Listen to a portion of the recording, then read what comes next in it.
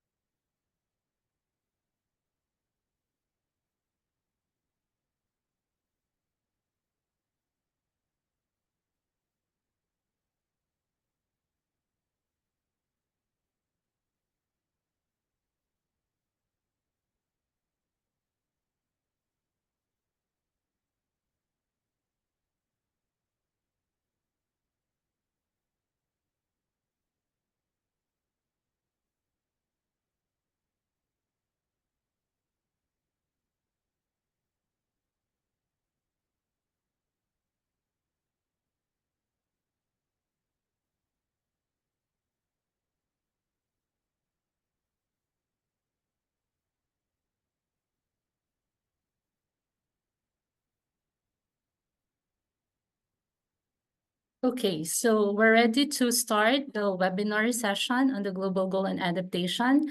Again, good morning and good afternoon to everybody.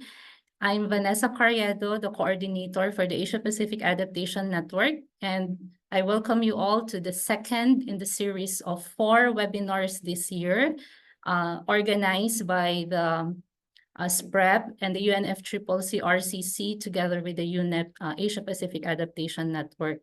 So to formally start our webinar, I would like to call on our head of APAN Secretariat and also the regional coordinator for climate action of the UNEP Regional Office for Asia and the Pacific, and acting head of the UNEP India Office, Mr. Mozaharul Alam. Babu, the floor is yours for the session introduction. Thank you so much. Okay, thank you, Vanessa, for introduction. Good morning, colleagues, friends, ladies and gentlemen, as well as our distinguished speakers, the team who accepted the invitation to moderate our session, as well as the participants. Greetings from India, Office of UNEP.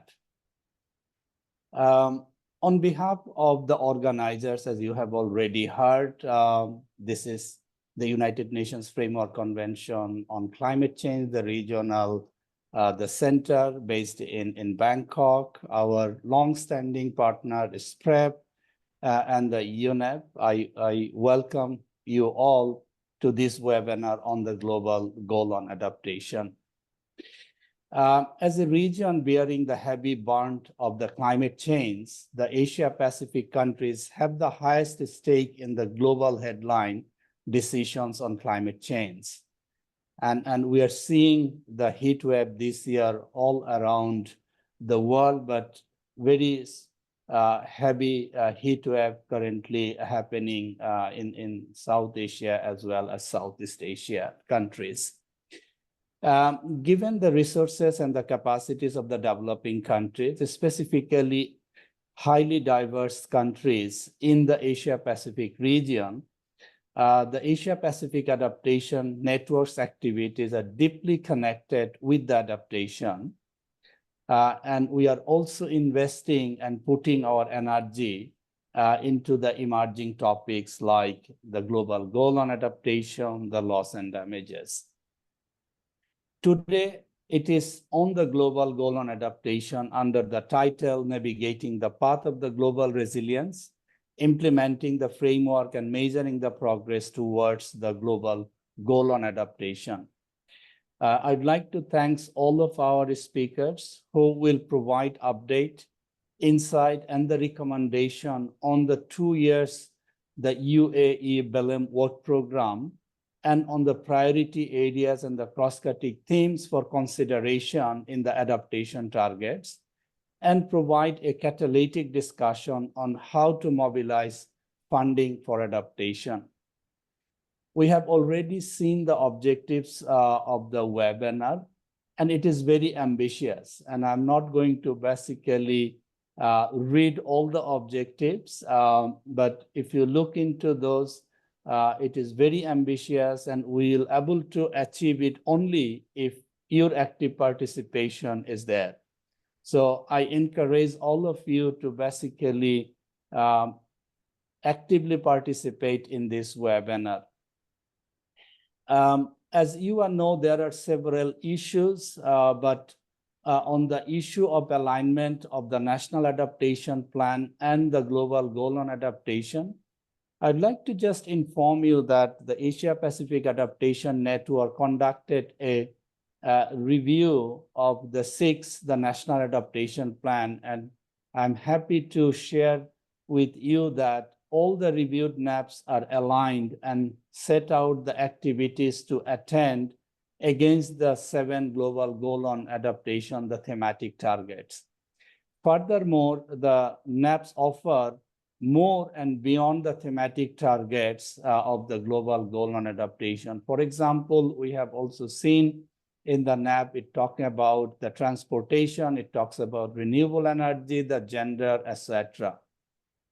So the countries develop their NAP based on their needs to address their climate hazards and the risks, which are anchored in their geographical settings as well. So we have also seen that kind of the diversity.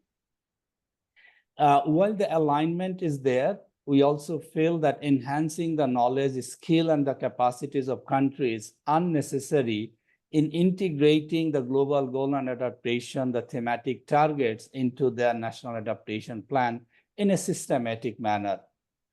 And therefore, we feel that all supporting organizations could take more into the strategies on how to advance the alignment of NAP with the GGA target by putting a more systematic and inclusive approach, such as placing a global goal on adaptation theory of change as a part of the NAP exercise, which the country could follow in developing their NAPs. So this is one of the suggestions that we have shared with the audience when we organized the session during the Global NAP Expo in Dhaka.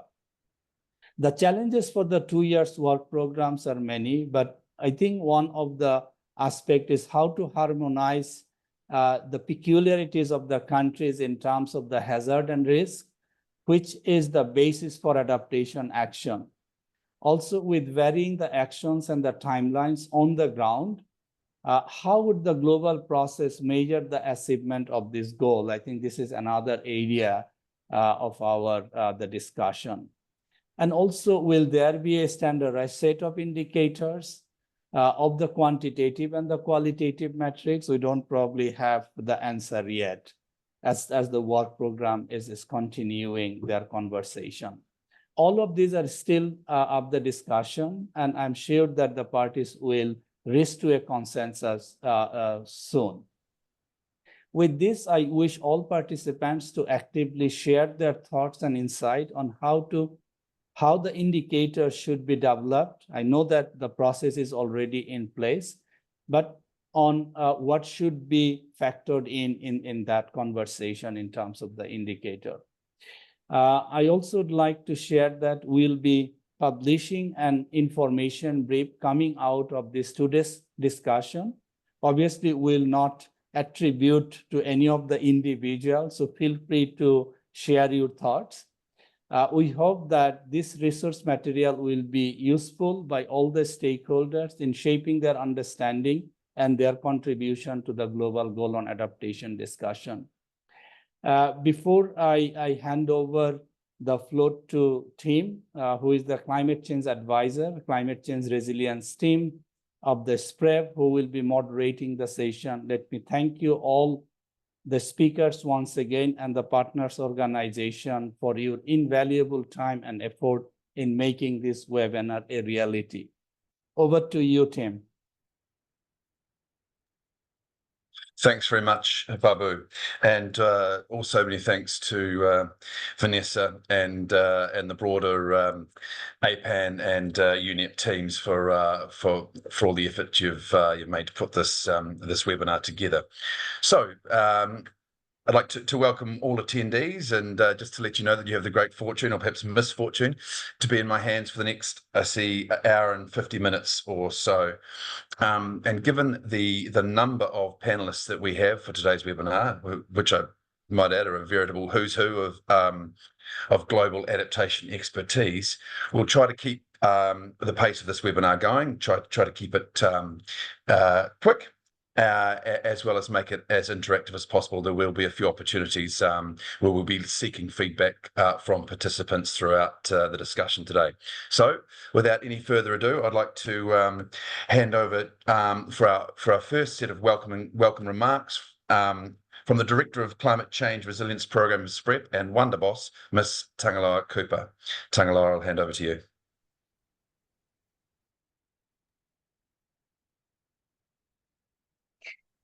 Thank you very much for the kind introduction, Tim.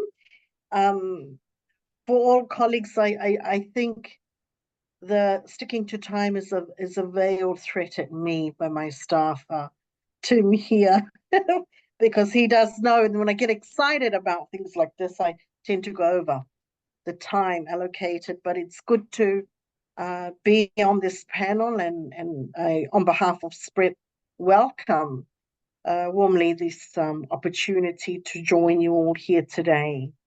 Can I just start by thanking the organizers, thanking APAN for the great partnership that we've enjoyed for several years now, and for the work that we have jointly delivered together. I thank you on behalf of SPREP. As I said, we're really pleased to be part of this work, and also, part of the organizing team, given the targeted region also includes the Pacific region. As the Pacific, as you know, as other vulnerable communities, we're at the front line of climate change, and risks, we know also, are projected to increase in this century. Climate change adaptation, therefore, is not just important, it's imperative and critical to our survival.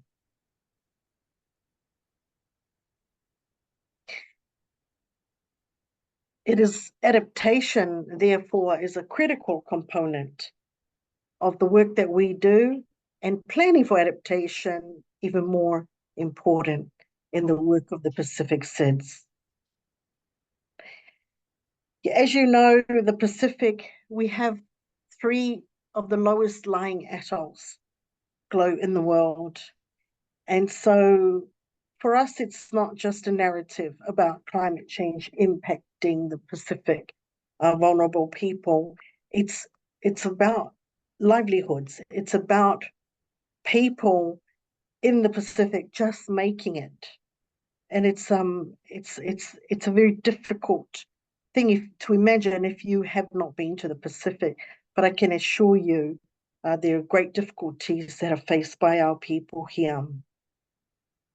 The impacts of climate change, rising sea levels, extreme weather events, these also impact traditional knowledge. The knowledge that has grown communities, that have nurtured society in the Pacific, traditional knowledge is also under threat, because when you lose resources due to climate change, you lose the ability to practice that traditional knowledge on those resources. And that's what makes us as communities unique. So it is more than just, I think, what the eye can see. And that is why this work that, the work that we're discussing here, the GGA, is so important. Babu mentioned in his remarks whether there would be standardized indicators, and that it may be too early to decide. But to be honest, this is something that, developing countries need to be very active in, because these indicators will be, I don't want to say the word imposed, but they will be indicators that we will have to work with. They will be indicators that will impact our implementation of adaptation activities. The Pacific leaders have reiterated for several years the importance of climate change to our region. They've highlighted climate change as the single greatest threat to the livelihoods of Pacific people.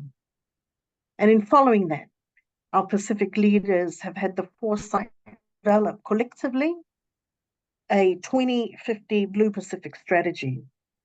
This strategy includes all of the ambition of the Pacific across 7 sectors, and one of those climate change and disaster. So the work that we do as an intergovernmental organization feeds into that, and also the work that our countries are doing in adaptation will feed into that. It will be, we've called it affectionately, if I could say that, our North Star. And it is what will guide the resilience of our people in the Pacific. I cannot come here today and talk about how important the GGA is without talking about climate finance. And I think this is critical in understanding that we cannot talk about the global goal on adaptation and not talk about the finance, or not talk about just transition. But I will highlight the finance. We know that in the Pacific, we've indicatively mobilized over $2 billion in climate finance over the past 10 years, and around 3.6 billion in climate finance committed to Pacific countries directly by direct budget support or regional initiatives.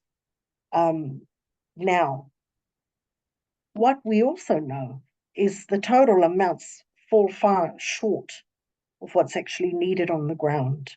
And that is why the conversation around the global goal on adaptation must also include, from vulnerable countries, our finance negotiators, our finance experts from the region. I was recently at the Antigua SIDS meeting, and some of our leaders held a talk on the grounds of where the side events were. And you would all know Mia Motley.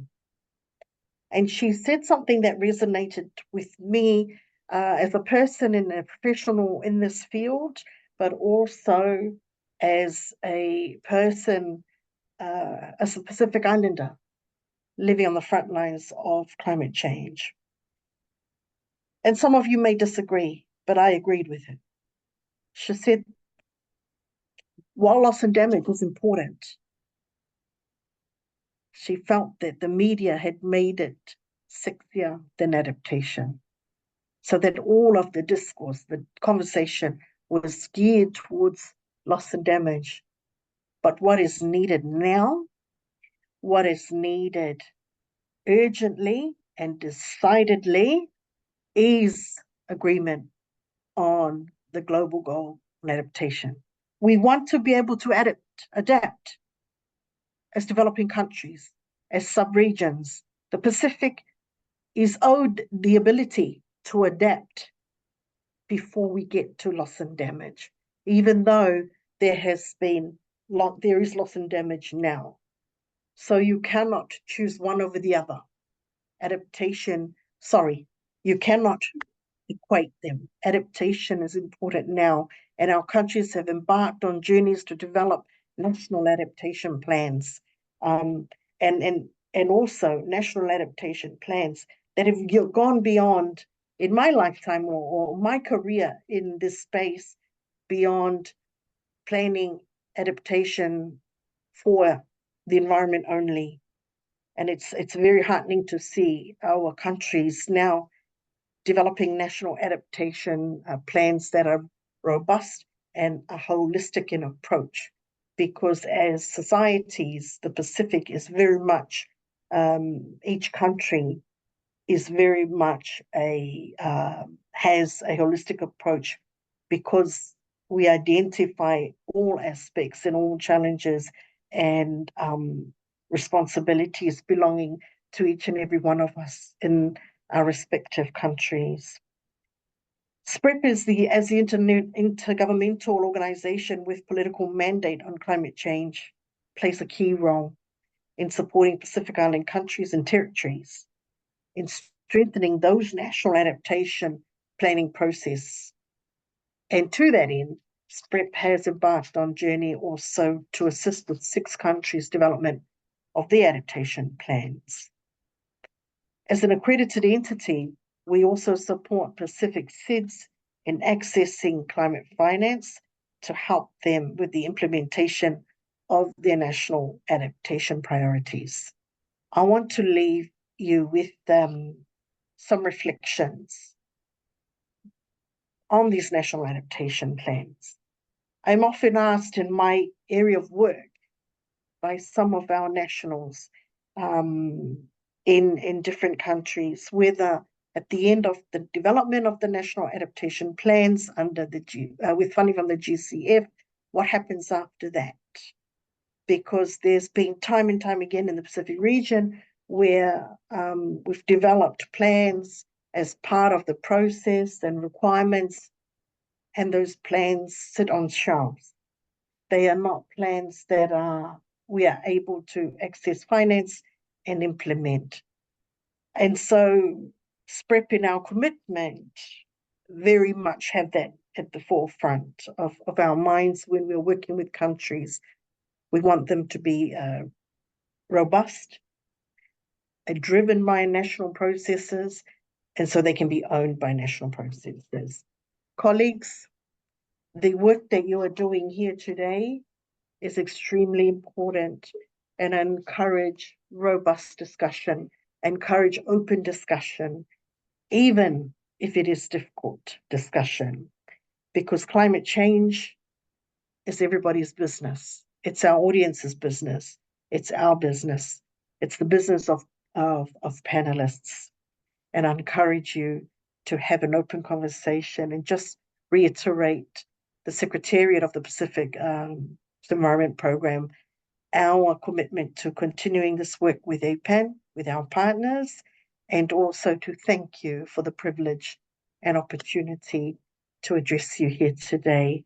And with that, I say, whawhai tele lava, and no doubt we'll see you again soon. Thank you. Whawhai tele lava, tainga loa. Thank you for those thought-provoking words in terms of welcoming remarks from SPREP. I'll now hand over to Ms. Yuko Yoshida, the Deputy Director from the Office of Global Environment and Decarbonising Innovation Research, from the Climate Change Science and Adaptation Office in the Global Environment Bureau of the Ministry of the Environment of Japan. Yuko, the floor is yours. Thank you very much. Good morning, good afternoon, and good evening, everyone. On behalf of the Ministry of the Environment of the Government of Japan, I would like to express my heartfelt thanks for participating in this important knowledge session on the global goal on adaptation, the UAE Framework on Global Resilience, and the UAE BELEM Work Program on the GGA. Continuing the discussions from the outcomes of COP28, the SP discussions in Bonn have expanded the narrative on these important topics. I could say that the deep dive discussions on adaptation highlighted the seriousness and recognition put forward by all the countries toward implementing adaptation actions. At this meeting, we concluded our discussions on the modalities of the UAE BELEM work program. This means that it has been decided how the indicators will set over the next 2 years. I welcome this outcome, and I'm very pleased that this pathway has been decided. Reflecting on the sessions in Bonn and the COP28 outcomes, I believe that we are in the right track in advancing adaptation work, especially with key instruments in place, such as the UAE Belém Work Program, which launched to define critical and crucial indicators for the targets set for the UAE framework. Its purpose goes beyond identifying and listing these indicators, but also we can consider that the two-year work program as a convening platform for all countries to define guideposts in achieving adaptation actions that will contribute to the collective achievement of the GGA. Our region, among other places in the world, has the potential to enrich the work program to achieve this mandate. We have proven our credence as many of our countries have been leading the way in facilitating adaptation actions, accelerating innovations in their national adaptation plans. For example, Bangladesh has laid down a trail for investment in adaptation with the establishment of the Bangladesh Climate Development Platform, or BCDP. We also welcome the increasing number of NAPs submitted to the UNFCCC NAP Central, especially from the ASEAN sub-region, with Thailand and the Philippines the latest submissions. Now, Adaptation Committee is developing a new web portal, State of Adaptation Action by Parties, where our countries will lead the sharing of progressive adaptation initiatives, and hopefully it will stimulate learning and further actions in the foreseeable future. Supporting for developing countries that are vulnerable to impacts of climate change is one of Japan's top priorities. So Japan actively provides support as we navigate the development of a comprehensive and inclusive global goal on adaptation. We will continue to shape Japan's initiatives in the region by ensuring that required support for countries' adaptation actions. Our work with the Asia-Pacific Adaptation Network, APAN, will ensure that stakeholders will have a platform to access adaptation information, share knowledge and network between and among adaptation actors, thereby enhancing knowledge, skills, and capacities in resilience building. The Asia-Pacific Climate Change Adaptation Information Platform, APPLAT, will also continue to undertake the work, producing required data and tools, which are essential for developing adaptation plans and programs. Capacity building activities are also being supported in collaboration with the Regional Resource Center of the Asian Institute of Technology, Bangkok in Thailand. We hope that through this webinar, we will be able to provide our adaptation practitioners a concrete understanding of collective work being carried out for the global goal on adaptation. And we will have informed next steps as we move closer to COP29 in Azerbaijan. Our excellent speakers will fill you in with details and updates about the global goal on adaptation and other related topics in this webinar.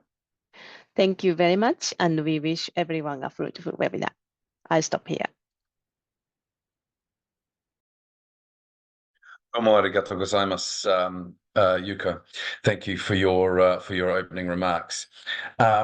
So, colleagues, we've had our opening remarks. Now, what we'd like to do is gain a little bit of information from you who are attending this webinar. So, I invite you to undertake a Mentimeter survey. It just has a couple of questions for you, and you can see here on the screen. You can join that survey either by scanning the QR code on your screen, or you can visit menti.com and key in the code that's there on the screen for 1225728, or you can click on the link that has been shared in the chat box. So I'll give you a few moments to join in that Mentimeter, and hopefully once you do, you will see in front of you just a few basic questions. that we'd like you to fill in. We'd like you to let us know. Oh, here we are. I think Anna will be sharing the Menti screen there. So hopefully you'll up on your Menti screen, there's the opening page, which talks about the session that we're on, Navigating the Path to Global Resilience. And there we go. I see some results coming in already. The first question is, which country are you joining us from today? And I see we've got a selection of countries from across the Asia-Pacific region there, some from down our neck of the woods in the Pacific, Polynesia and Melanesia, and also a number from Southeast Asia, East Asia as well. That's great. So we're getting a lot of responses there. I see the Philippines. We've got a number joining us from the largest group at this stage from the Philippines. Great to see. So that is the first question there, which country you're joining us from. And the second question, you'll see in front of you whether we have our attendees from CSOs or NGOs, IGOs, governments, academia, private sector, and other. It's good. We seem to have quite a nice mix from across the variety of sectors. So yeah, please continue to fill in those, so we get a great sense of where everybody is joining us from. And the third question, which is of course particularly integral to today's discussion, is how familiar are you with the Global Goal on Adaptation? Now, I'm assuming that most of our attendees today have some background in adaptation implementation or adaptation policy frameworks or just broader adaptation issues, but obviously linking up to what's going on in the UNFCCC is extremely important, because all the work that falls out of the Global Goal on Adaptation under the UNFCCC does then filter down to practitioners and experts at a national and domestic, regional and national level. So what we have here is a bit of a mix halfway through between not familiar and very familiar. Hopefully what we can do through today's discussions is try and drag a little bit of that awareness of the GGA amongst attendees up a little bit higher towards that more familiar line that we have there, so that attendees have a better sense of what is happening under the GGA. That's great. Thank you very much for your help in joining in on that Mentimeter survey. We will be coming back to you a little bit later on with some further questions to dig in on a couple of other issues, a scoping exercise that we'll be having a little bit further on in the session. So now we'll move to the first sort of series of presentations. And this we have a number of presenters that are going to dig in a little bit deeper to give us a background on the GGA and the UAE framework for global climate resilience, as well as the UAE Belém work program on GGA. So first up, to take us through a bit of an introduction to the GGA is Ms. Julie Amoroso-Garbin, the regional lead of the UNFCCC Regional Collaboration Centre for Asia and the Pacific. Julie, I'll hand the floor to you. Thank you very much, team. Can you confirm if you can hear me? Yes, yeah, we hear you loud and clear. Okay, thank you so much. Hello, everyone. Good morning from Bonn, Germany. I'm delivering this presentation on behalf of my colleague, Marian Navi, who will be able to join us later in the conversation. So allow me to deliver this very short presentation in terms of the update on the UAE framework for global climate resilience. So can you go to the next slide, please? Okay. Yeah, all right. So this was not supposed to be the first slide, but let me just maybe use this instead. Just to recall that the UAE framework for global climate resilience for global climate resilience aims to guide and strengthen efforts to improve resilience to climate change. And this includes a long-term transformational and incremental adaptation actions. And the goal is to reduce the vulnerability of people and ecosystems to climate change and to improve the ability to adapt to its impacts. The framework considers the well-being of people, the protection of livelihoods and economies, and the preservation of nature. And it emphasizes the importance of using the best available science and the knowledge of indigenous people. From COP28, the parties agreed on the framework and urges action towards several targets, including the reduction of climate-induced water scarcity, achieving climate-resilient food and agricultural production, strengthening the resilience against climate-related health impacts. Now, if you can just go back to the very first slide, please. Okay, you can stay here. And protecting ecosystems and promoting nature-based solutions, then increasing resilience of infrastructure and human settlements, reducing poverty and livelihood vulnerability in high-risk areas, and protecting cultural heritage from climate risks. Now, this slide that we are seeing at the moment is a roadmap of the 2-year UAE BALM work program on indicators, which came out from COP28. And the aim is to measure progress achieved towards the targets of the UAE framework for global climate resilience, to identify and, as needed, develop indicators and potential quantified elements for those targets. The first half of 2024 included submissions from parties and observers on their views on the work program, followed by a synthesis done by the Secretariat. Last May this year, a workshop took place in Bhutan, where parties and observers had substantive discussions in relation to indicators and also discussed modalities of the work program. A few examples that were included during the workshop were Bhutan Happiness Index presentation, and the Asian Development Bank also presented their initiatives on the global goal on adaptation. And also, I think one of the outcomes also is to ensuring the vulnerable groups are included in the indicator process and the outcomes that will be adopted. In SB 60, or the 60th session of the subsidiary bodies, it set the modalities for the remainder of the work program, where it highlighted the following activities: the compilation and mapping exercise of existing indicators. And the chairs of subsidiary bodies will also convene expert meeting. And then for the remaining part, workshops and negotiations for parties will also take place to guide the work on this 2-year work program. Next slide, please. This slide also tries to capture the different mandated deliverables under the UAE BALM work program. So you will see that from December 2023,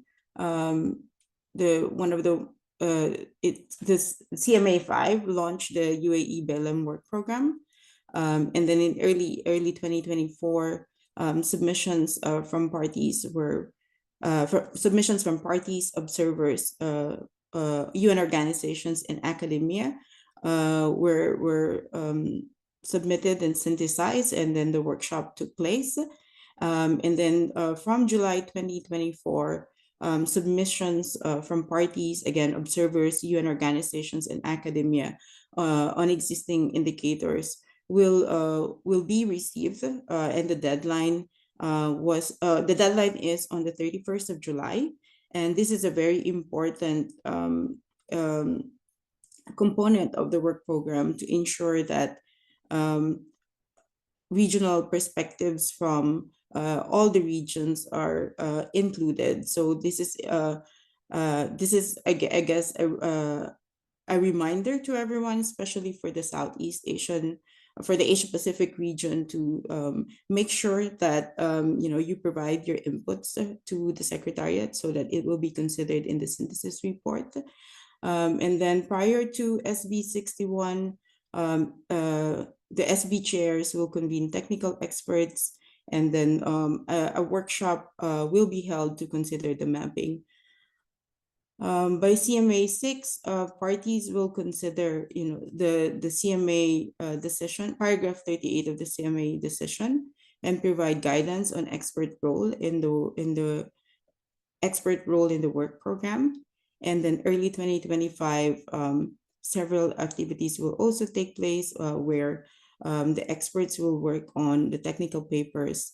And by SB 62, which will be next year, there'll be a draft list. There's an expectation to have a draft list of indicators, and then towards SB 63 to refine these draft indicator list.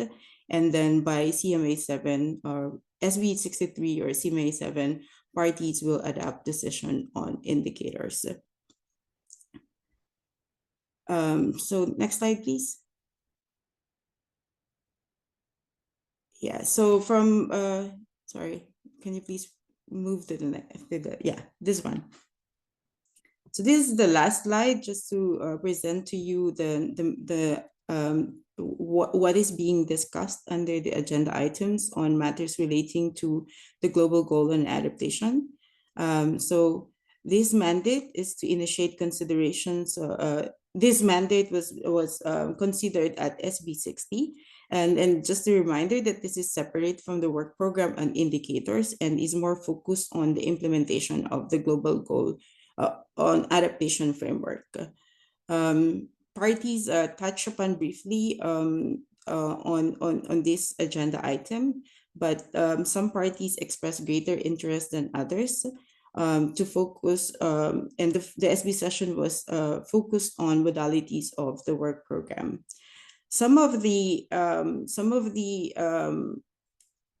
elements that were identified, for instance, the elements on from A to E of these consideration examples on exchange of knowledge, experience and information related to implementing the UAE framework for global climate resilience, or the identification of potential inputs to future global stocktake, and the enhancement of understanding the risks and impacts associated with different temperature, and the opportunities for building on the best available science are considered more pressing than the others.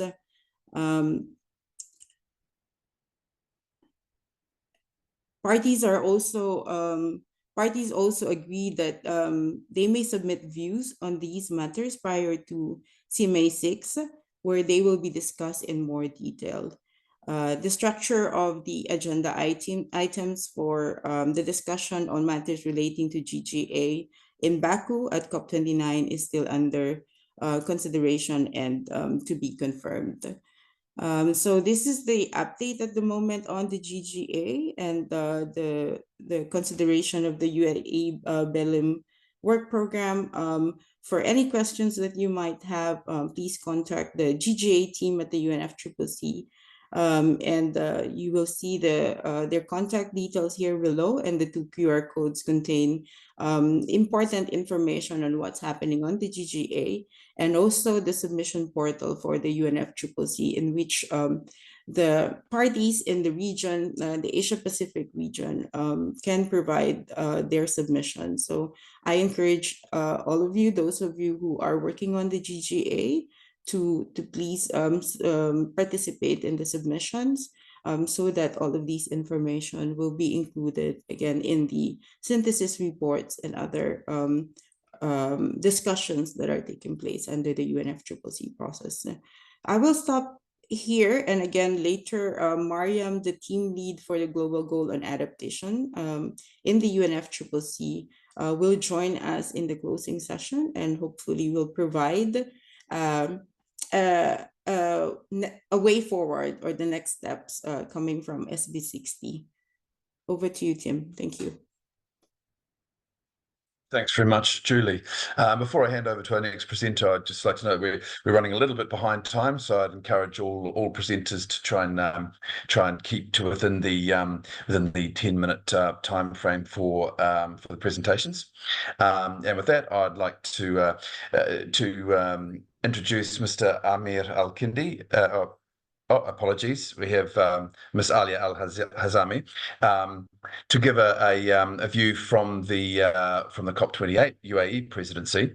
Alia is the senior negotiator of adaptation from the COP28 presidency. So I'll hand over to Alia. Thank you, Tim. And hello, everyone. Good morning from Abu Dhabi. First, I would like to thank the Asia-Pacific Adaptation Network, the UNFCCC Regional Collaboration Center for Asia and the Pacific, and the Secretariat for the Pacific Regional Environment Program for the opportunity to speak at this webinar and address the esteemed audience. I'm speaking today on behalf of the COP28 UAE presidency.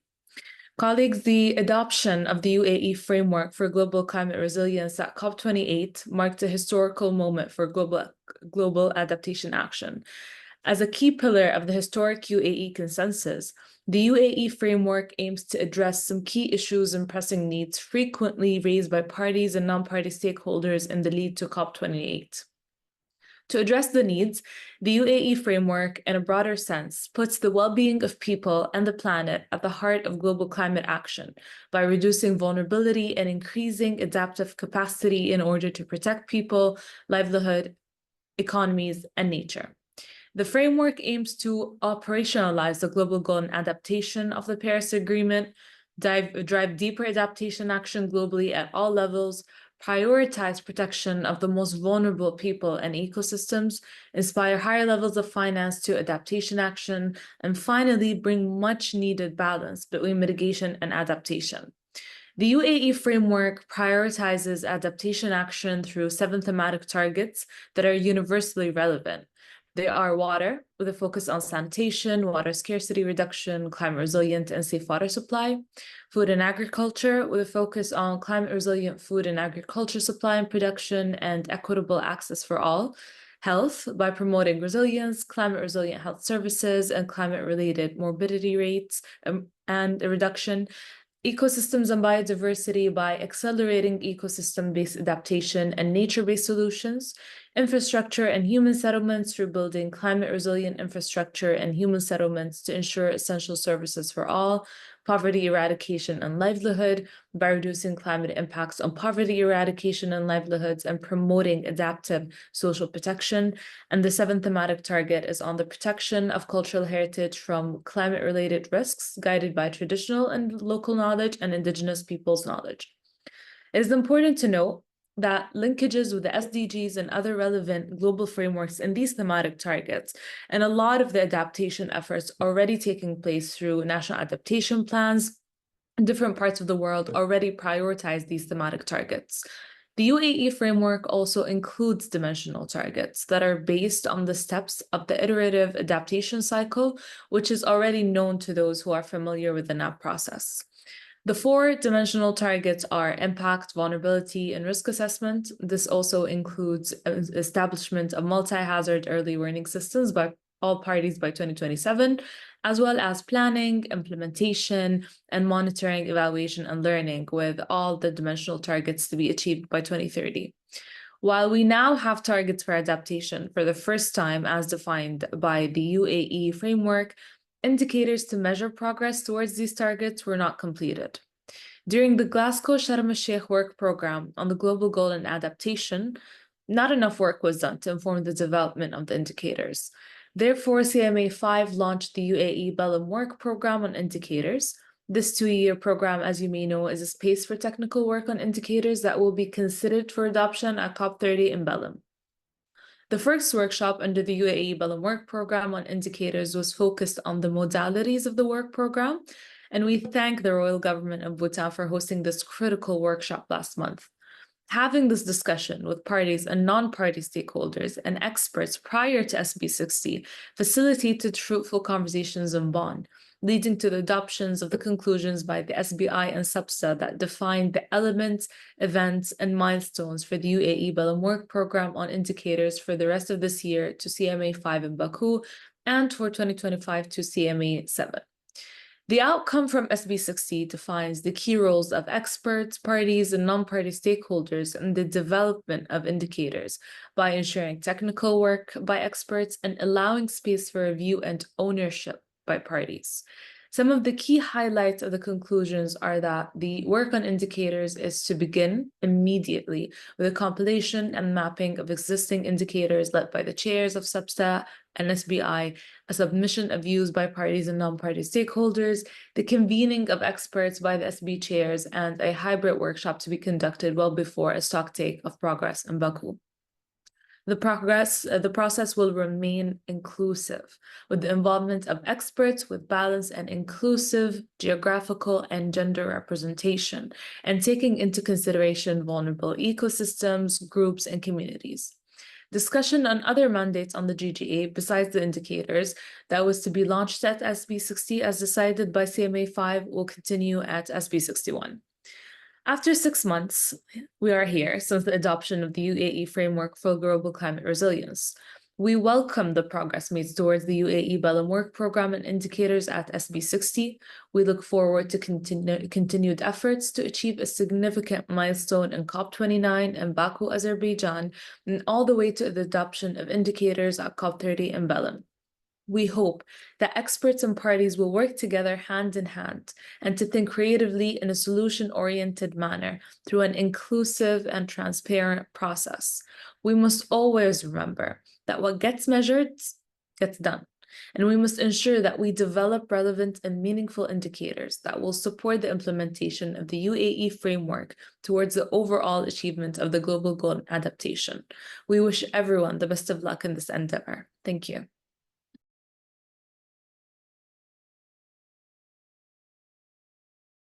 Shukran, thank you very much, Ms. Alia Al-Hazami. I'd now like to hand over to our final panelist in this session of presentations, and that is Ms. the Senior Climate Change Officer of Climate Change Adaptation from the ADB, who's going to give us a little more background on enhancing adaptation finance. Shukran, the floor is yours. Thanks, Kim, and I hope you can hear me clearly. Yes, we hear you. Thanks. Okay, thanks. And thank you for inviting me here, and I'm happy to be to give you a brief background and updates on adaptation finance and ADB's approach on scaling up adaptation investments. My presentation is anchored from the findings from several published reports in 2023, including ADB's Climate Finance Landscape of Asia and the Pacific, the Climate Policy Initiative's reports on global landscape of climate finance, and state and trends in climate adaptation finance, as well as UNEP's adaptation gap report. So these reports are available online. So if you need more details, you can access this. Maybe we can move on to the next slide. So basically, this slide will give you a quick snapshot on what's happening in the region. And we already know that many of our developing member countries are already experiencing adverse impacts of climate change, extreme weather events such as droughts, heavy typhoons, which leads to flooding, landslide have already caused significant damage. And with global temperatures set to breach the 1.5 degrees Celsius threshold prior to 2030, climate change will exacerbate multiple climate hazards, posing numerous risks to people, ecosystems, and assets in the region. And accelerating climate risks and impacts require urgent actions to invest more in adaptation solutions that are at scale and transformational.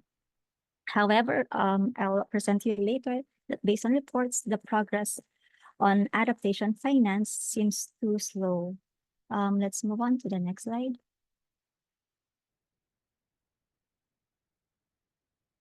So this slide gives us a summary of the state of climate finance flow in the region between 2018 to 2019. For this period, the region spent about 520 billion in climate finance, of which adaptation finance accounts for only about 8% or 40.8 billion. Next slide. And most of the adaptation finance was in East Asia, followed by distribution in Southeast Asia and Central and West Asia. adaptation finance is primarily directed towards water and wastewater management and disaster risk management. And public sources remained the largest contributors, and only about 0.2% was from private sources. Market-based debt emerged as the predominant financing instrument. Next slide, please. Looking at the global level based on CPI's latest report, 2023 Global Landscape on Climate Finance, for the period of 2021 to 2022, the annual average adaptation finance has reached 63 billion. This is actually an increase of 28% from 49 billion in 2019 to 2020. However, looking at the proportion through the years of the share of adaptation finance to the total climate finance, the report is showing a declining trend from 7% to 5% share of adaptation finance. And this latest data tells the same story. The tracked adaptation finance remains dominated by public actors with small contribution from private sector, which is roughly around 2%. And market rate debt dominates the adaptation finance, followed by concessional project debt and grants. And adaptation finance flow is still concentrated in East Asia and similarly invested in water and waste and cross-sector projects. Next slide. This slide gives you some of the key challenges and gaps in adaptation finance. First, we recognize that adaptation financing gap is widening.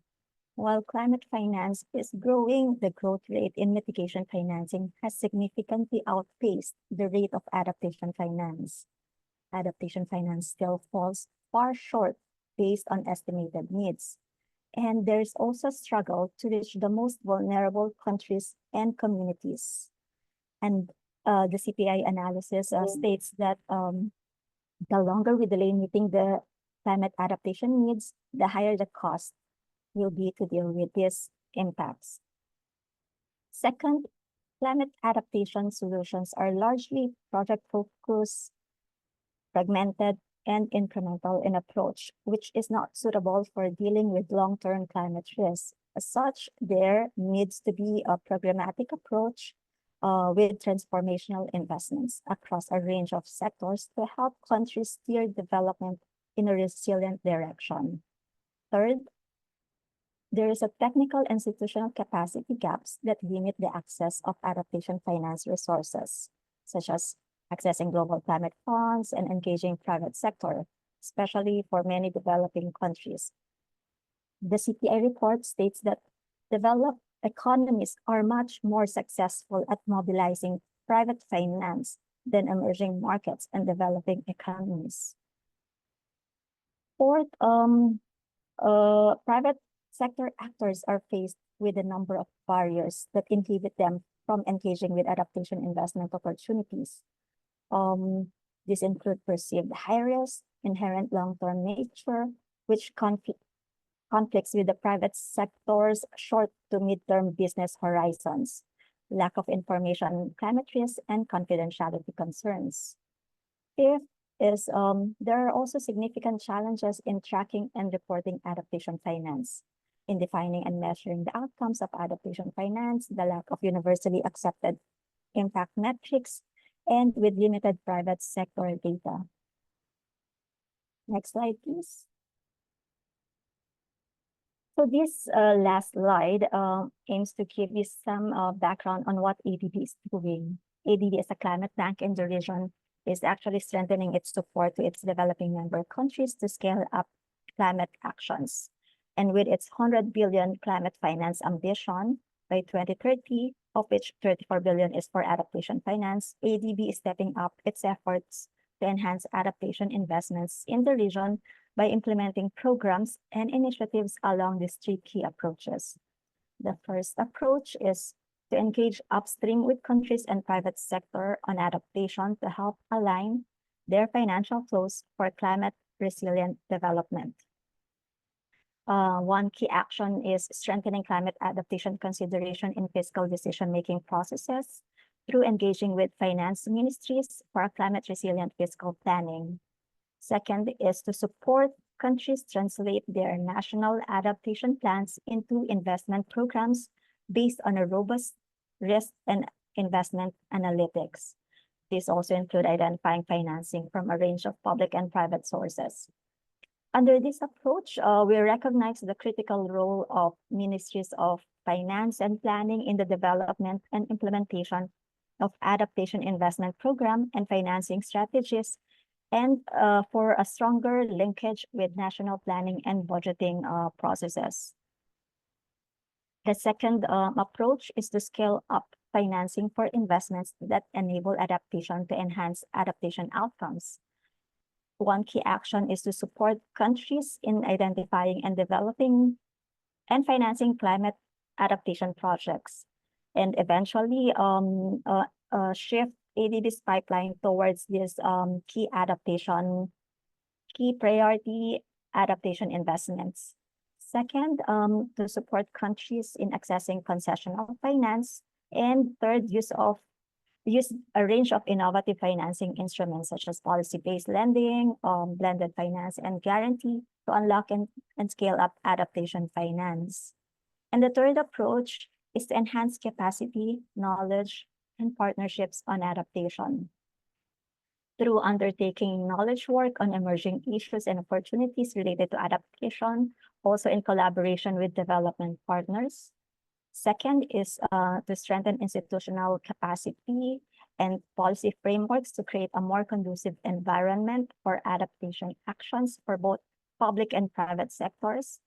And third, to foster innovative partnerships and enhance collaborations, which include knowledge sharing, peer-to-peer learning exercise, and to enhance effectiveness of adaptation finance among developing countries. I'll stop from here, and I'm happy to accommodate questions, if any.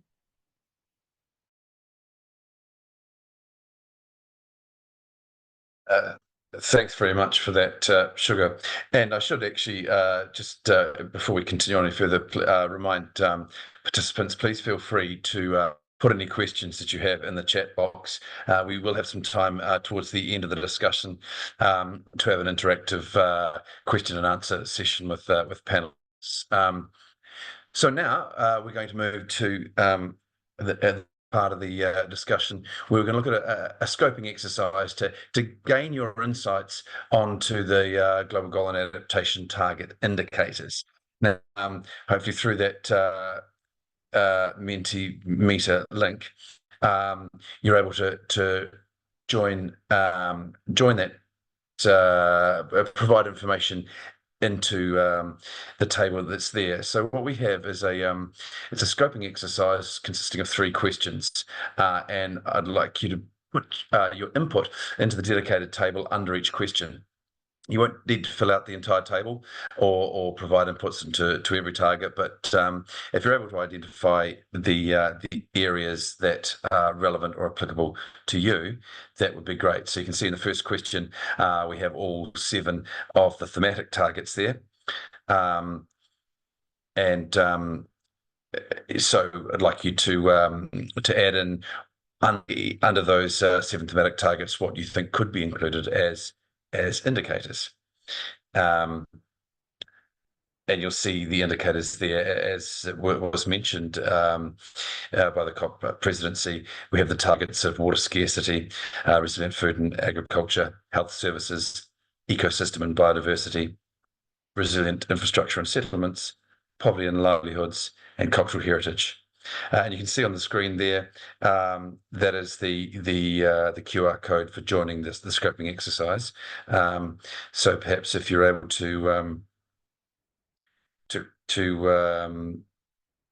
take a shot of the QR code or click the link that's been provided in the chat box, and that'll take you through to the scoping exercise, and we can see any thoughts that you have in terms of useful indicators that could be provided under the 7 thematic targets of the GGA. and hopefully a number of you are joining in on that now. And I see a note there from Anna from APAN that if you are having any difficulty joining the link, you can go direct to the APAN Secretariat and provide them with any views you may have on those indicators. So we have about 5 minutes or so to give you the chance to have a look at these indicators. And while I'm giving you that chance to do that, I'll take you through the subsequent questions as well. So as well as your feedback on the 7 thematic targets, we're also interested in your views on the 4 process targets under the GGA. And as you can see further down in there are those 4 process targets are noted. They are impact, vulnerability and risk assessment, planning, implementation, and monitoring, evaluation, and learning. And then the final question in the scoping exercise is we'd like your feedback on how you think the Global Goal and Adaptation Framework could incorporate cross-cutting considerations such as gender, youth, Indigenous people, and then provide us with any inputs in the table below. So I'll leave you about 3 or 4 minutes to please input any thoughts you have in any of these 3 questions on thematic targets, process targets, and cross-cutting issues. And we'll come back in about 3 or 4 minutes. Hopefully that's, and you can see live on the screen there some of that input coming in. So that should be helpful to provide a bit of stimulus for you if you're unsure. But then you can at least have a look at what other people are including in their inputs. So we'll leave you with that for a few minutes. Thank you.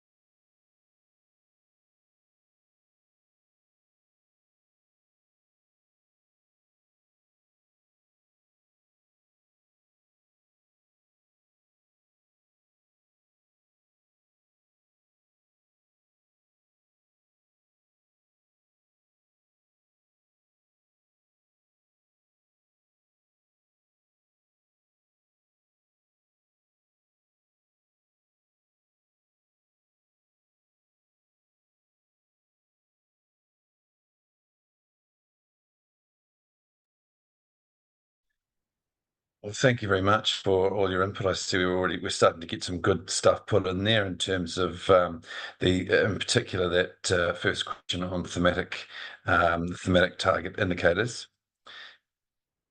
Some good input across the board there. I'd like to invite you to continue to input into those questions across all 3 questions. In the meantime, what we can do is, just in the interest of time, we'll continue on with presentations from our next group of presenters. And I'd like to invite you to continue to input into those questions. If you have any questions for our presenters, please pop those into the chat box. So for our next set of presentations are really gaining a level of insight from adaptation experts across the board, from government and from civil society, to get a sense of how the GGA might impact the work being done on the ground. And our first presenter is our good friend, Mr. Chanel Leroy, who is the Deputy Secretary at the Ministry of the Environment, Ministry of Environment, Climate Change, Disaster Management and Meteorology of the Solomon Islands. Thank you, Thomas. Chanel, I'll hand the floor to you.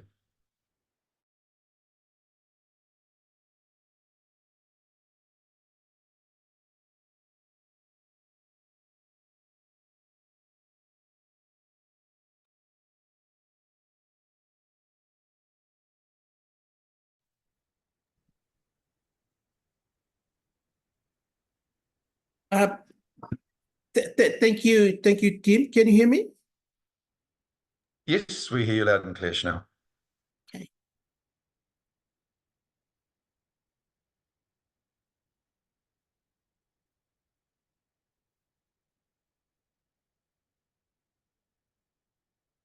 And so, good afternoon, everyone. I'm Chanel, and I'm working for the Ministry of Environment, Climate Change, Disaster Management, and Meteorology in Solomon Islands, and also I'm also the adaptation coordinator for the Pacific seats. We should thank all the speakers who have provided insightful presentations. Today, I will be reflecting on the framework for the global goal of adaptation from the Pacific perspective. Next.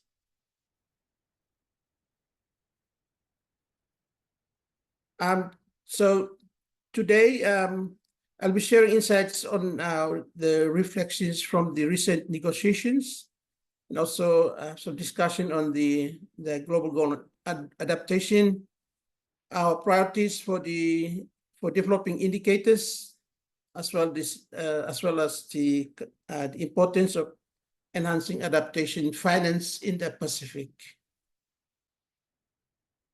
Next. Before I give some reflections on the UAE BLM work program, I want to quickly revisit why adaptation is a high priority within the Pacific region. The geography of the region means many communities are very vulnerable to the impacts of climate change. Many communities and key infrastructures are located within 5 kilometers of the coast, and as well as atoll and low-lying atolls are very vulnerable to the impacts of climate change. The region has a narrow economic base, which is heavily reliant on agroforestry and fisheries sectors. These sectors depend very much on the ecosystem services, such as coral reefs and rainforests, which are also vulnerable to the impacts of climate change. Additionally, adaptation is very critical to ensure that there's continuous progress on sustainable development to safeguard food and water security, as well as health outcomes, culture, and community livelihoods. Currently, adaptation is not happening fast enough. More accessible international climate change adaptation financing can progressively fast-track adaptation action on the country level. It's also essential that we maintain the focus on undertaking adaptation, even as the discussion on loss and damage is moving forward, since there is a clear line between adaptation and loss and damage. Next.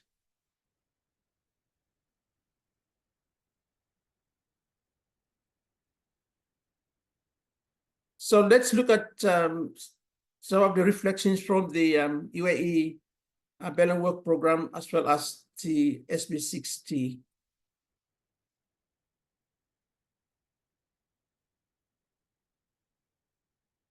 So these are some of the key elements that would be essential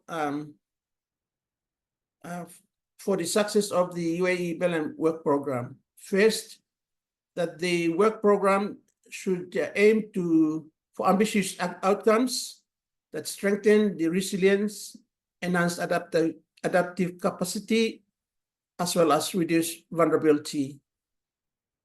It is also important that the indicator development is driven by experts with equitable regional representation. The third element is that the indicators developed must align with existing frameworks to avoid additional reporting burdens. And lastly, quick progress on adaptation is essential. We cannot afford any delay. Next.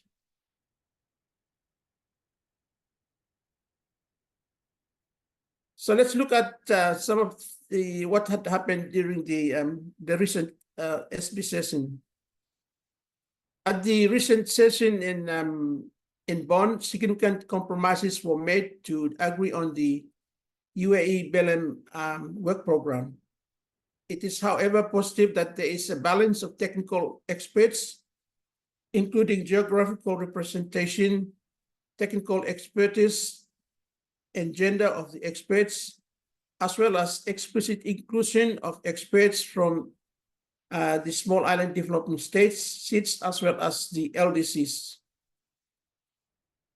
Finally, it is also critical that parties will have the chance to reflect on mapping of the indicators at the upcoming workshop before COP29 in Baku. Next.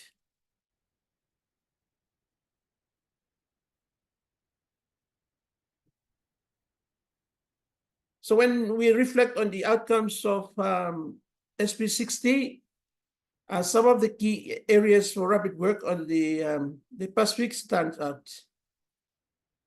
Initially, countries need to collaborate with regional and international organizations to ensure there's comprehensive submissions on existing indicators by end of July this year. Understanding country data readiness to use these indicators is also very important.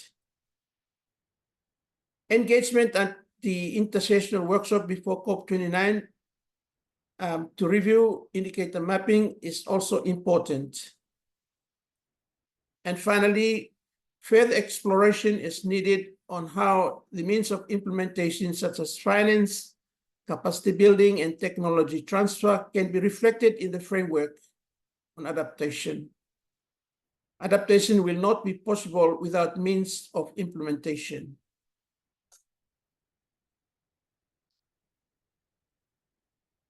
Next.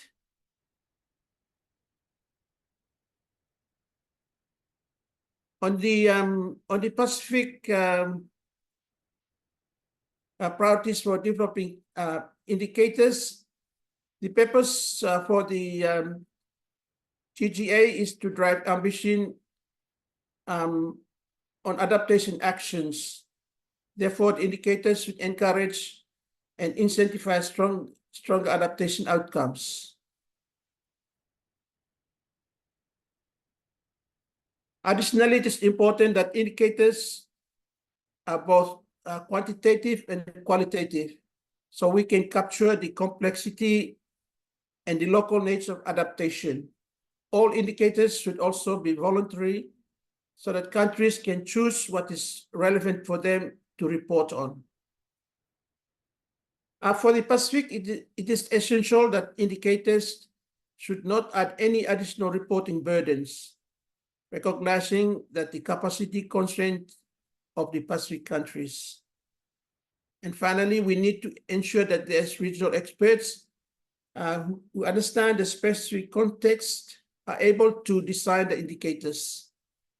In the Pacific, we have limited number of experts who can do this work, and they are already incredibly busy. Therefore, we must ensure that Pacific experts are adequately resourced to undertake the indicator development. Next, on the enhancing adaptation financing in the region, I wish to look at some of the challenges and opportunities for adaptation finance.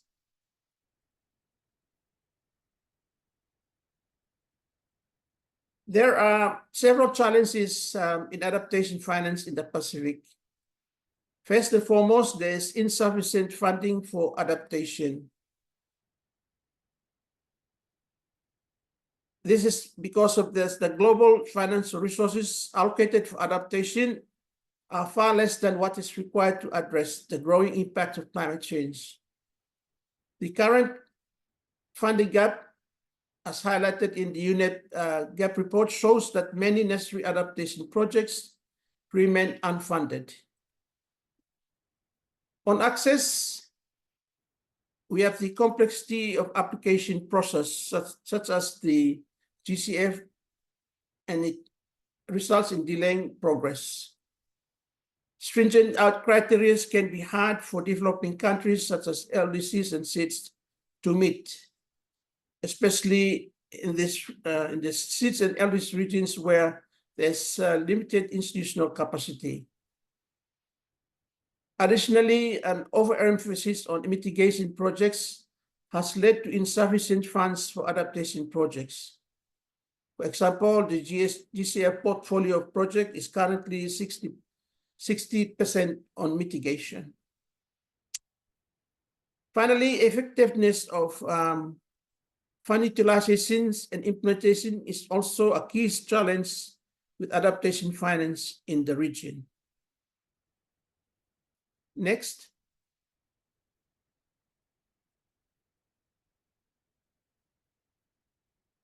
So to enhance adaptation finance, we need the following issues.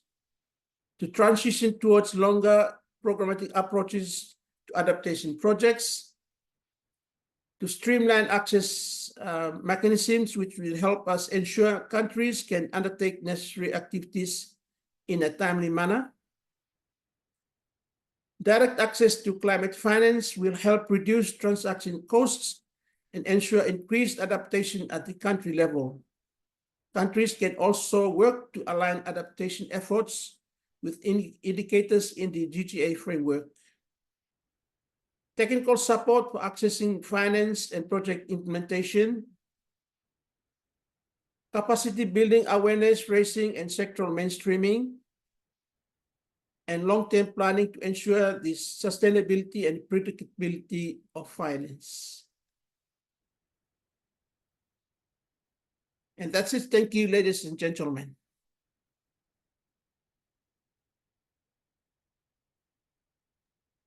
Thank you, Tumas Chanel. Before I move on to our next presenter, I'd just like to reiterate that scoping exercise we asked you to undertake with information on all the indicators, seeking your input on them. We'll keep that link open until the end of tomorrow to give people the opportunity to have a more considered think about what they'd like to include, and perhaps you could also utilize any of the thoughts of your colleagues to include in that link. Yeah, a little longer to be able to input into that. And also I'd like to remind you, if you've got any questions for any of our presenters, please pop them in the Q&A box, and we can have a Q&A discussion following our final presenter. So with that, I'd like to pass on to our next presenter, who's going to give us some reflections from civil society. And our speaker is Mr. Richard Gokran, the Executive Director of Tuvalu Climate Action. Richard, the floor is yours. Thank you. Thank you. Good afternoon, and talofa and warm greetings to you all from Tuvalu. Firstly, I would like to thank the organizers, the Asia-Pacific Adaptation Network, the UNFCCC Regional Cooperation Center for Asia and the Pacific, the Secretariat of the Pacific Regional Environment Program, SPREP. It is a great honor for us to come together to discuss this UAE BELAM work program and the development of the global goal on adaptation framework indicators. As we consider this a critical issue, it is imperative that we draw on the unique experiences and challenges of small island nations like Tuvalu and other Pacific countries. Our perspective can greatly enrich these modalities and organizational work and the output to these initiatives. Looking at some suggestions on the UAE BELAM work program, it is essential to adopt a participatory and inclusive approach. Given Tuvalu's vulnerability to climate change, our first-hand experience can offer vulnerable insight.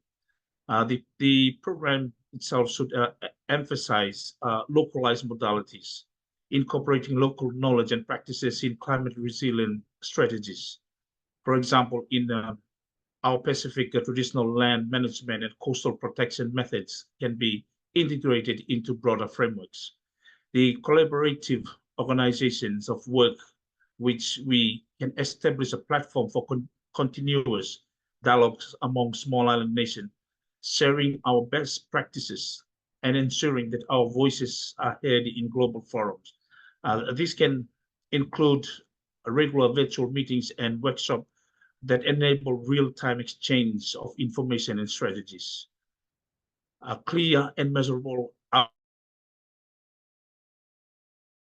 output, setting specific achievable targets for the program that addresses the unique needs of our island nations.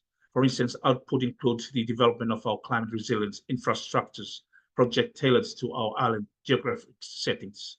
Looking at the development of our GGA framework indicators, we're looking at tending to the development of these GGA framework indicators. It is also crucial to ensure that these indicators can really reflect the reality of all regions, particularly vulnerable Pacific communities, including Tuvalu, as we recommend 3 areas where we need to prioritize the areas which we emphasize: our coastal protection, freshwater management, the agricultural sector, and our sustainable fisheries as our priority area.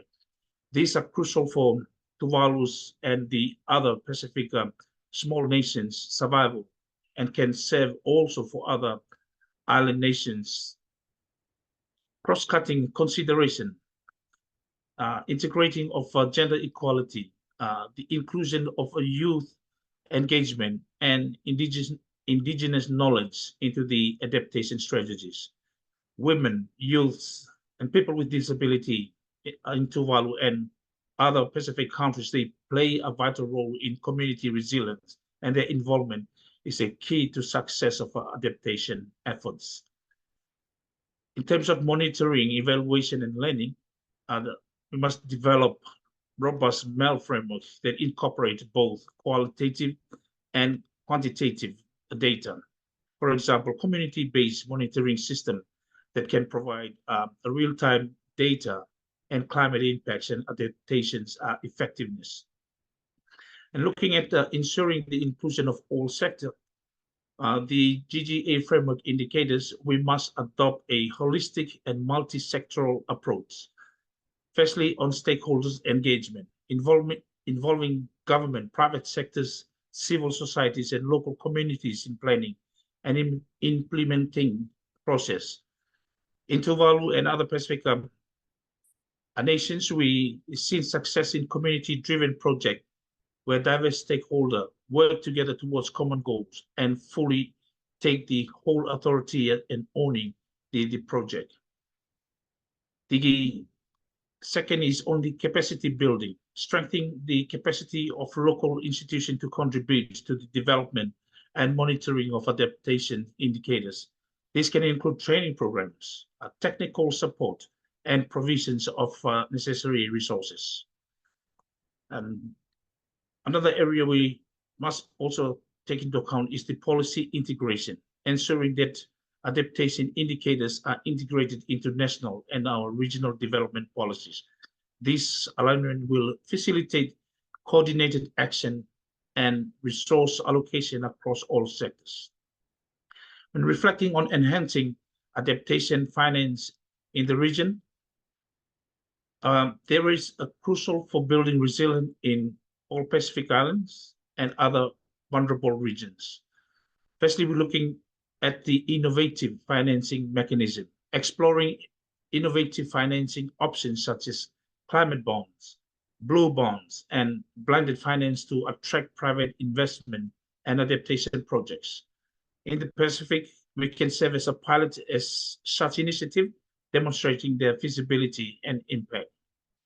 Access to international funds, simplifying access to international climate funds for small island nations, streaming application process, and providing technical assistance can help ensure that countries like our small developing island can effectively tap into available resources. Setting up of local financial institutions, that means strengthening the roles of a local financial institution in mobilizing and managing adaptations finance. This includes capacity building and creating enabling environments for this institution to support climate resilient projects. So in conclusion, the unique challenge that we in the Pacific that we face and other small island nations necessitates tailored strategies and robust international cooperation by incorporating local knowledge, ensuring inclusive process, and enhancing financial mechanisms. We can develop effective adaptation frameworks that not only address immediate need, but also builds long-term resilience. Thank you, and Faftailasi. Lava, Richard. Thank you very much for that. Now for our final presenter before we move to our Q&A session. So once again, I'll remind you, if you've got any questions for our presenters, please pop them in the Q&A box, so as we will have time following our final presenter. That is Dr. Timo Leiter, who is the Distinguished Policy Fellow from the Global Research Institute on Climate Change and the Environment at the London School of Economics and Policy Science. Dr. Timo, I will hand over to you. Thank you, Tim. Thank you very much. And hi all. If I could get the first slide, please. And the next one. Yeah, great. Thank you very much. In my brief reflections, I will just look into some of the issues around indicator development, as we've heard a lot about the indicator development process. So it is really important, first of all, that these indicators are well defined. So the challenge is not only to agree on the indicators as such, but also then to look into robust methodologies to calculate those indicators in order to be able to have reliable data that can then be used. So a classic example is the indicator that the Green Climate Fund is been using, number of beneficiaries. First, this indicator remains at the output level. It doesn't say what the actual outcome or the effect of an intervention has been, but also there's no clear guidance whom to count as a beneficiary. Which has led to a situation that the data generated through this indicator is incomparable across GCF projects. So this example illustrates the importance of calculation methods in addition to just agreeing on indicators. Of course, when it comes to global indicators, another challenge is data availability. So if there are some indicators which are relevant, but which data is only available in some countries, should these indicators still be chosen? And there's the big issue of the trade-off between global applicability and context specificity. These discussions did play out recently in Bonn. Countries have not yet agreed whether there would be a set of so-called core indicators or global indicators, or whether there would be just a long list of indicators that countries could choose from, but which may not allow for aggregation. Maybe there will be some compromise in between, but this is important to keep in mind. Also, as we've just heard from other presenters on the importance of local relevance, it is important to keep in mind that the indicators developed under this indicator work program, under the GGA framework, will most likely first and foremost be about national reporting to the global community, and this program will not deliver a long list of local adaptation indicators. In fact, adaptation is so diverse and comes in so many different forms that would lead to a very long list of indicators. So what contributions can the research community make? Of course, we can work towards formulating indicators which are technically sound, which are informed by the respective scientific fields, in particular for the thematic targets. And another important aspect is to reflect how are indicators being used, because we have these assumptions. We have indicators and then money will flow accordingly, or projects will be developed accordingly, but it's important to reflect how indicators are actually used. and also what some of the limitations of indicators could be. So if there's a small list of indicators, there's a tendency that all the attention is just on these indicators at the expense of other very important aspects, including cultural dimensions or other things which are hard to measure and therefore not part of indicators, but which are still very important for adaptation. And in this journal article, which you see here in the right side of the slide, I reflected similarly on what it means to have a global framework for adaptation and how such a global framework can enhance adaptation. And one of the 5 ways is through better reporting and transparency. And another contribution the research community can make is innovative data sources. In fact, I'm in Switzerland just now, where we're having a workshop starting today with the European Space Agency to see what information Earth observation from satellites can provide that may be useful for tracking adaptation under some of the thematic targets. Next slide, please. And this is also very important in the adaptation space. So sometimes you forget all the work that has already been done. So just wanted to point attention to this background paper on adaptation metrics from 2019, which really summarizes the state of play and adaptation indicators. Again, it's also very important to always be clear what are we talking about? Are we measuring what specific aspect of adaptation? Are we talking about assessments of vulnerability or resilience or implementation of actions? Or importantly, and this is a big gap, the effectiveness of action. So that's important. And also reflecting on the purpose of indicators, like what are we using them for? Is the purpose to get, some quantitative information that can then be used in speeches of ministers or in project documents? Or are we trying to understand how adaptation worked or why certain interventions worked or didn't work? And these aspects of how and why cannot be typically answered by indicators and require additional qualitative information. So that's also important to keep in mind. And as mentioned, so there are some limitations to indicators. There is the risk to go for things which are easy to quantify. And in worst case, indicators could channel resources in the wrong direction, or they could miss out. So because it's quite likely there will be a relatively short set of core indicators, if there are any core indicators, and that short set might not capture all the adaptation circumstances and needs of all countries.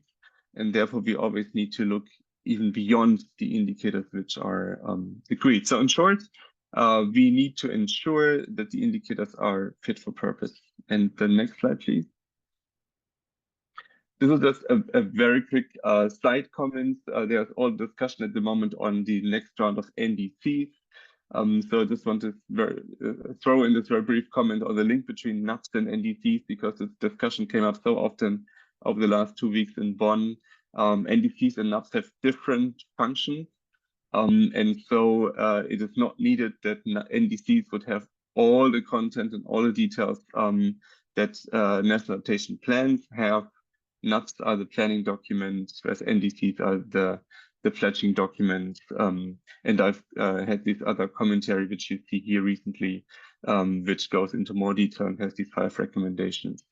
And if we can go to the final slide, which is the conclusion. Thank you. So in summary on this very short reflection, so the indicators need to be technically sound. They need to have well-defined calculation methods. We need to work on data availability and some innovative approaches.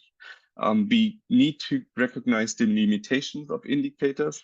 We are all aware how difficult it is to develop good adaptation indicators. If that was easy, we would have done this 10 years ago. So we also need to reflect, even if we have the list of indicators by end of next year, what gaps might be remaining and where do we need to supplement these indicators with additional qualitative information. And the research community, as you can also see here, so the IPCC report and its section on adaptation, monitoring, evaluation, and learning can make an important contribution. Thank you very much. Thanks very much for that, Timo, for that really fascinating perspective from the from sort of research and academic perspective. Right, well, folks, that brings us to the end of our presentations for our webinar, and now we would like to give participants the opportunity to pose any questions to our fantastic list of panelists who have and presenters who have given us a great update on the GGA today. So the chat box is open, and what I might do is I encourage participants if they've got any questions for our panelists, whether specifically for individual panelists or more broadly to the group. I invite you to pop those questions in the Q&A inbox that we have. In the meantime, I'll read out the first question that we've got and perhaps pose that to our presenters to see if anyone has any thoughts. So the first question we have is, given the significant impact of conflicts and wars on socio-ecological ecosystems, how do these disturbances affect the efforts and indicators used to measure progress towards achieving the global goal on adaptation? And additionally, what strategies and indicators can be implemented to mitigate the adverse effects of conflicts around the world on socio-ecological resilience and ensure continued progress in such challenging environments? Particularly curly question. Now, I'd like to, for a start, I'll open the floor to any of our presenters who might like to jump in and ask that, and then I'll invite you to raise your hands. And if we don't have anyone, I will pick on somebody. So, so any of the presenters who have been involved in today, if you'd like to raise your hand if you have any thoughts on that question in relation to conflict and its impact on the GGA indicators.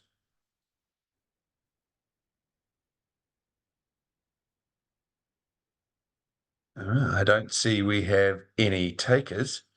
So perhaps, given the sort of the scope of your roles, I thought perhaps, oh, Timo, great. I was just about to go to you. I was going to give you first shot at it. So you've picked that yourself. So yes, Timo, please, have you got any thoughts on conflict and its role in the indicators?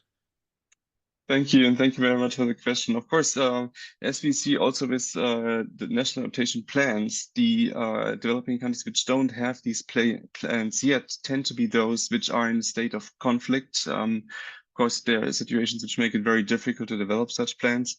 On indicators, it also points to the importance of data availability. And here, for example, for some of the indicators, for example, Earth observation could provide an opportunity to gather the data, even for countries which are in a state of conflict or which have very low resources.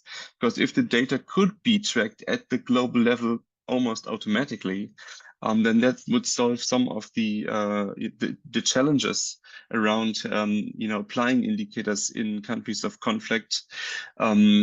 But at the same time, of course, the GGA indicators can hardly do anything to solve the conflict. So this expectation would be, I mean, too much to ask for. So it does point to the challenge of if we have a global set of indicators, how can it be applicable to all countries in all contexts? And yeah, Earth observation could be a solution, but ultimately the challenge remains in these countries, how to make progress on adaptation. Thank you. Yeah, thanks for that. Thanks for that, Timo. Do any of our other presenters have any thoughts in addition to Timo's response?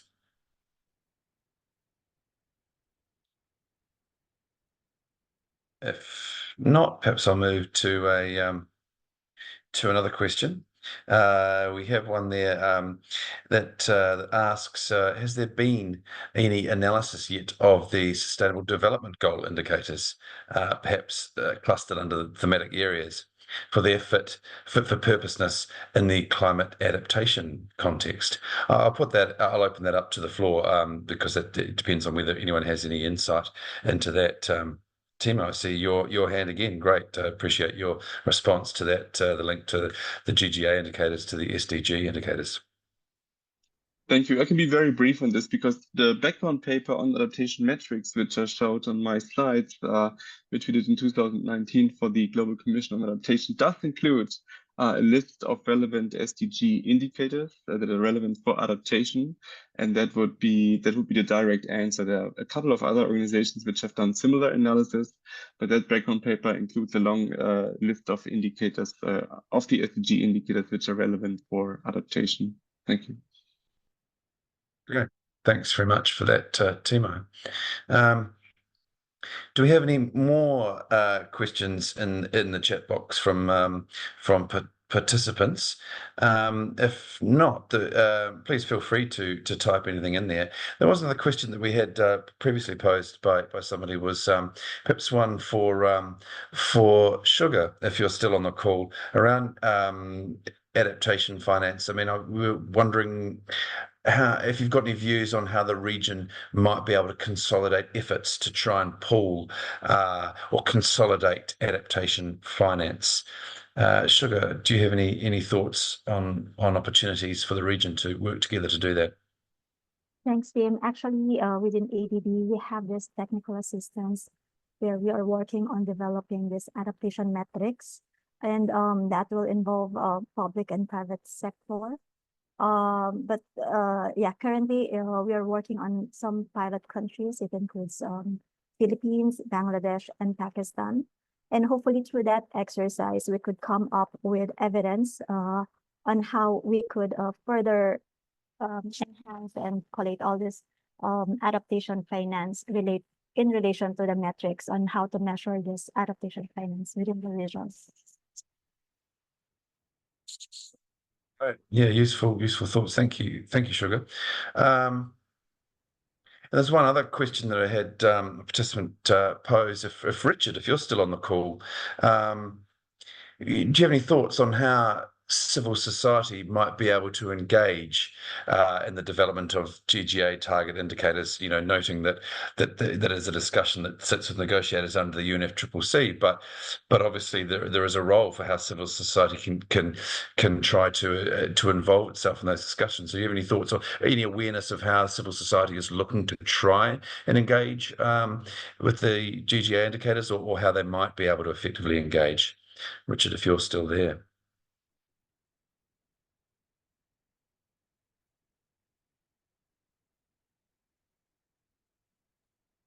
Tim, you're asking me, right? Yes. Yes.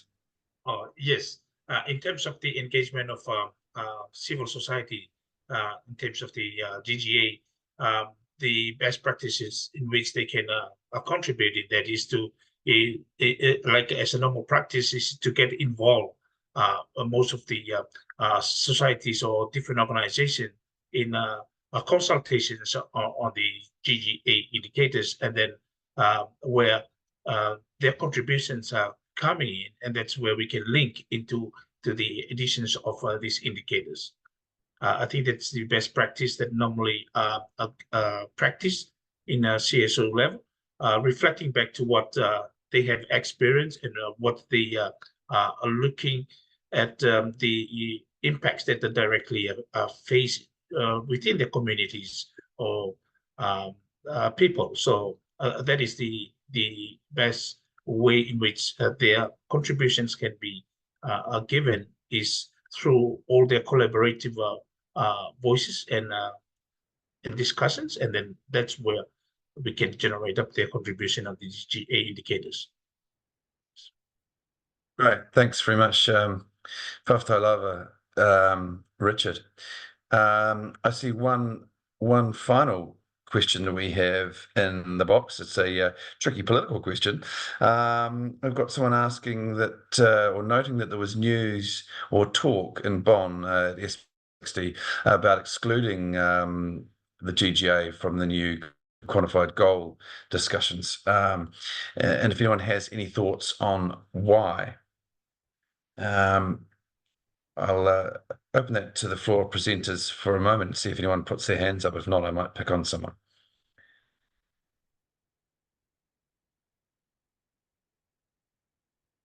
I mean, it might be, given the nature of the discussion, it might be one that may be hard for any individual particularly to answer. But Julie, perhaps in your role at the UNFCCC, have you got any thoughts on that question about how or why the GGA might be excluded from the NCQG? Thanks very much, team, for that question. To be very honest, I was not involved in the SB 60 discussion, and at this point I don't really want to speculate on why it's being excluded. Perhaps if there are parties who were negotiating for the GGA at this point, they might have better insights on what's happening there. But Mariam, the team lead for the Global Goal and Adaptation, has also joined us now. So if Mariam, of course, has a better update or insight on why, then I hand over to Mariam. Thank you, Tim. Yeah, thanks for that, Julie. Yeah, it's a tricky question. It might be difficult for any one individual to answer, but I'll leave it open to the floor if anyone has any thoughts in response to that question. Hello, everyone. I'm not sure if we can hear me. Yes, we can. Yeah. Hi. Lovely to be here, and thanks so much for the very rich discussions. Maybe just to reflect on two questions. First, there was also a question that Timo responded on mapping SDG indicators to adaptation ones. I just wanted to add that FAO, for example, has done that for the food-related indicators that have adaptation relevance. UNDRR is working on that, and several other agencies. And there will be a call for submissions, the deadline for which is end of July. So we are looking forward, and we are expecting to receive submissions from different agencies, and in their submissions, we expect to see such mapping. In response to the last question on exclusion of GGA from NCQG, the question was formulated as in some news/talk. So I'm not sure what that exactly refers to. So it could be some also corridor talk. But as far as the mandate is concerned, from Dubai in the NCQG decision, there was this provision that NCQG in their deliberation, taking into account the GGA framework and the outcome of global stocktake. So that's what I can maybe just explain based on a formal process. Yeah, that's it. Thank you very much. Thank you very much for that, Mariam. Right. Well, with thanks to everybody for their questions, for their insight, and thanks to presenters who were prepared to jump in and respond to those questions. It was a thoughtful Q&A session. So thanks to everybody for that. So just before we wrap up and before we move to our final closing messages, we've got one final interactive session we'd like to encourage those of you still on the call to jump into our sort of interactive session to conclude the webinar. So if you can scan the QR code there on the screen, or join via the link in the chat box, or by looking at by going on to the menti.com website and keying in the code that's there in front of you on the screen. Hopefully some of you will have done that already, and this is really just a question to get a sense from you all on whether or not this webinar has been able to deliver on its key objectives. So please, those of you who are able to, scan the QR code and jump on to the Menti survey, and you'll see there that we have questions around whether this webinar has been able to enhance your understanding of the GGA and the UAE Global Resilience Framework, whether you've been able to gather insights into the priority areas and cross-cutting considerations in developing the GGA indicators, whether the webinar has been able to show how strategies on shows whether strategies on how the framework could be integrated into the policy cycle, and whether it's been able to identify potential strategies for a regional headline goal to mobilize actions for adaptation funding. And I see that in some of those findings, what we've got is somewhere in between that that strongly disagree and strongly agree. But hopefully, what this webinar has been able to do is, in response to that initial question that was asked about whether you have a sense of what the GGA is and the UAE Global Resilience Framework and the UAE BALEM work program, hopefully through these discussions and these presentations, that you've been able to gain a bit more insight into the global goal and adaptation and the work program that sits beneath it to advance those indicators. So thanks very much, everybody, for your input there. Hopefully you've had the opportunity to provide some feedback on that. So before I pass over to our final presenter, I thought I'd just give you a brief run through what we've covered today, just to hopefully send you off with a sense of what we've got through. That's hopefully been helpful to your understanding of the global goal and adaptation. So we started off by giving a very clear run through on the GGA and how its indicators are being advanced through the UAE framework and through the UAE BALEM work program. And we got a great sense of that from those who've been heavily engaged in the process, both at the UNFCCC and through the UAE COP presidency. We were given a session of a sense of the scale of adaptation financing required and where the gaps in the Asian-Pacific region exist.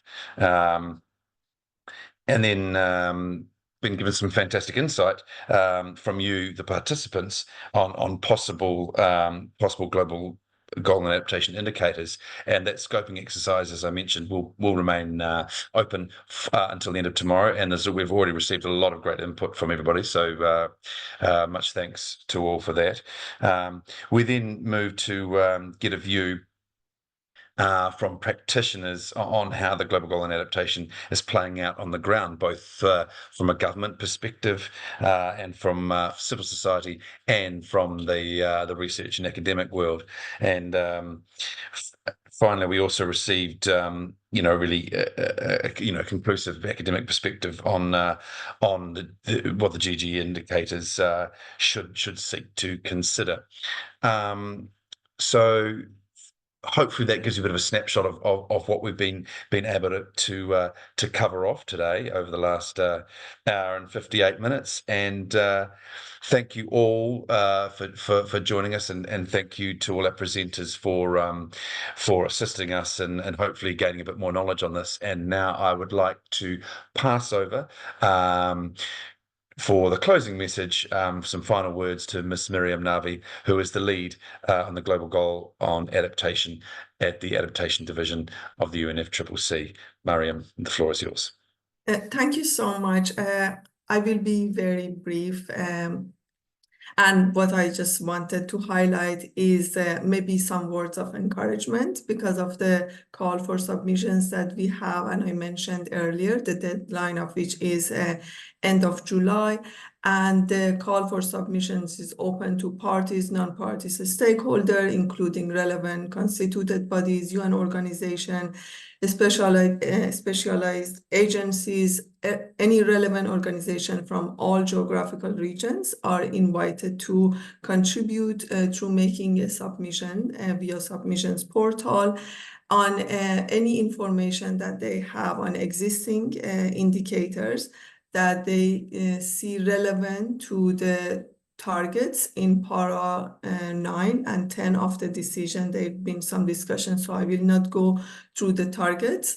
And if those indicators are in use are at local, national, regional, and global level, as well as when including information if there are associated methodologies and if there are data readiness for such indicators, please make sure to include those in your submissions. During SP's parties started discussing the importance of data readiness, and they will continue this discussion in Baku. So having this information in the submissions will already provide a basis and overview for how this discussion should continue in the future in Baku. So yeah, that's the next important step for us. And then after receiving that, Secretariat is mandated to support the SP chairs in collaboration with other UN agencies to prepare a compilation and mapping of these indicators. And this will be discussed during a workshop prior to the COP. So these are our milestone for each of them. There is entry point for your region to contribute, and we are looking forward to receiving your valuable contributions to this process. Thank you. Well, thank you very much, Mariam, for your closing words. And with that, everybody, I'd like to thank you all for your attendance today and what has been a fascinating discussion with a lot of great input from our presenters. So thank you to all for your attendance today.